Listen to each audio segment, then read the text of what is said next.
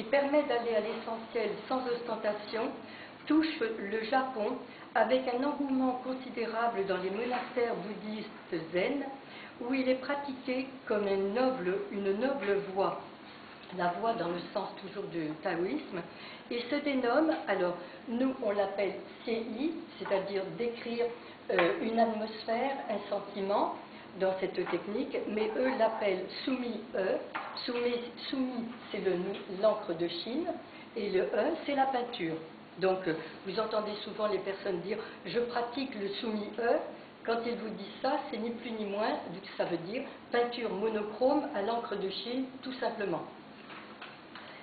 Cet art est reconnaissable toujours par sa rapidité et sa sobriété dans l'exécution, qui rappelle l'instantanéité de l'éveil recherché dans la philosophie bouddhique. Mais cette aisance laisse deviner une profonde capacité d'observation pour être en mesure de représenter les choses avec la plus grande vraisemblance et un souci d'authenticité. Ainsi, depuis des siècles, le peintre Chan, ou Sumi-e, cherche à reproduire l'esprit des choses dans une atmosphère plus subjective que détaillée. Par exemple, un pain, on va le faire avec le pinceau, avec des mouvements très simples. Nous sommes en technique dure pour un pain, donc on prend un pinceau lourd, et vous allez peindre comme ceci. Je serais plus à l'aise si c'était une démonstration. Avec simplement un trait, un deuxième, vous aurez le tronc, quelques branches, et ensuite les aiguilles, quelques traits. Les petites pommes de pin, de la même façon, en rond, pour pouvoir lui donner son ovale. Et évidemment, vous allez reconnaître un pain. Pourquoi? L'artiste rend reconnaissable, et malgré cette absence de détails, il sent la nature profonde du pain avec plus d'exactitude et plus de force que n'importe quel photographe, avec une seule couleur, le noir, et un seul pinceau. Mais ce n'est pas de la peinture abstraite. Alors, je vais rappeler un petit peu le Chan. Qu'est-ce que le Chan et le Zen? C'est une philosophie, certains diront une religion, dérivée du bouddhisme et en étroite relation avec le yoga indien qui fut pratiqué par Bouddha. L'objectif était la cessation de la souffrance. La voie, sens Tao, pour y parvenir, passe par la méditation, base philosophique, qui ramène ainsi à quelques traits essentiels le modèle le plus compliqué. Entrer en communication avec soi et l'univers, ça rejoint un peu ce que vous avez dit tout à l'heure. Donc je vais prendre l'exemple du bambou. Pour peindre un bambou, alors tout simplement, le buste droit, on pose devant soi sa feuille de papier blanc, bien sûr, immaculée. On fixe son regard sur cette surface blanche, on se relaxe, on médite sur le modèle à représenter, et cette méditation passe par le broyage de l'encre, c'est-à-dire que le mouvement de préparation de notre encre nous fait sauter des étapes. Nous sommes déjà en train de penser à notre bambou, on s'imagine bambou, on réfléchit à son modèle déjà rien que par le fait de broyer notre encre. Et si je n'avais pu broyer, vous auriez entendu le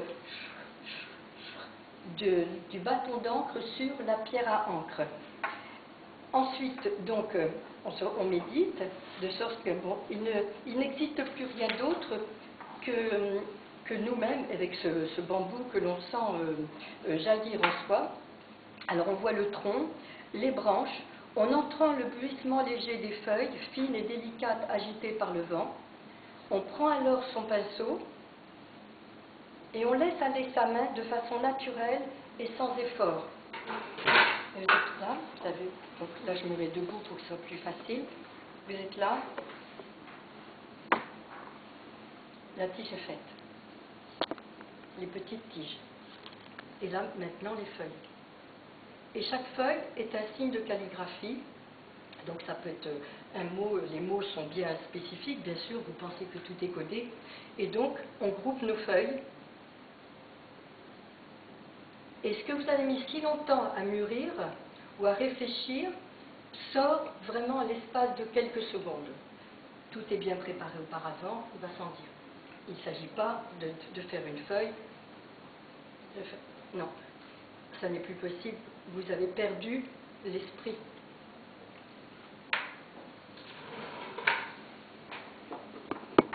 Quand la peinture est terminée, elle est incontestablement vivante et avec la seule puissance de l'encre noire diluée et qui s'estompe au fur et à mesure du travail pour former une multitude de tons de gris dans une gamme de dégradés naturels. Pourquoi? Parce que avant de tremper le pinceau dans l'encre noire, on plonge notre pinceau dans l'eau, cette eau rentre dans la hampe, ce qui fait qu'au fur et à mesure du travail, en principe on ne recharge pas au cours d'un groupe d'éléments, ce qui fait que l'eau qui descend petit à petit de la hampe vers les poils de pinceau, l'encre, elle, va se déposer très fortement au départ, et au fur et à mesure que je vais appuyer, évidemment, chaque feuille aura un ton de noir différent. Et les dernières vont être pratiquement blanches, et ce qui va me donner un volume, une perspective quand je vais tracer. Et donc, là, on revient à quelque chose de tout à fait naturel.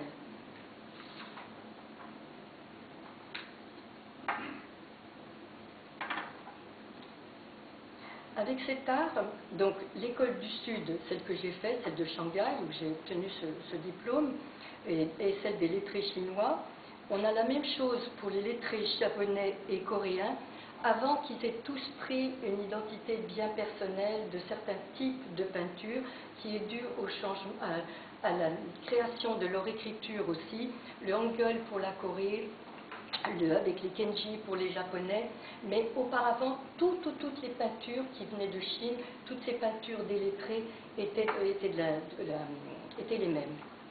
L'artiste se met dans une disposition d'esprit particulière. Sa peinture entre sans peine en résonance avec la sensibilité des autres personnes. Nulle recherche du beau, mais uniquement de la vigueur. J'espère que vous l'avez senti lorsque j'ai fait les mouvements. On ne recherche pas à rendre la beauté. Mon but est de vous faire sentir l'atmosphère ou une création, de vous faire avoir une autre vision, mais pas formelle. Je ne représente pas avec la technique CI spontanée quelque chose de formel. Si je veux le faire, je passe à la technique académique Compi. À quoi ça tient-il? Ça tient au chi. Le chi, qu'est-ce que c'est? C'est l'énergie vitale que chaque personne a en elle. La mienne est différente de chacun. Et donc c'est cette énergie vitale que je vais mettre dans mes coups de pinceau, dans mon travail, qui va faire que ma peinture va être vivante. Il faut avoir de l'énergie pour donner un coup de pinceau, comme si on tranchait dans le vif. C'est le chi, donc c'est le souffle, c'est ce souffle. Le trait, une fois tracé, ne souffre aucune correction, n'admet aucun retour en arrière. C'est cela le coup unique de pinceau qui révèle la personnalité et la maîtrise de l'artiste. Évidemment, quand je fais une feuille de bambou, il y a un geste bien spécial, comme ceci. Il ne s'agit pas de revenir et de dire « Oh, là, je vais faire un peu plus épais ». Parce que nous sommes toujours en peinture avec un papier absorbant, qui boit comme un buvard.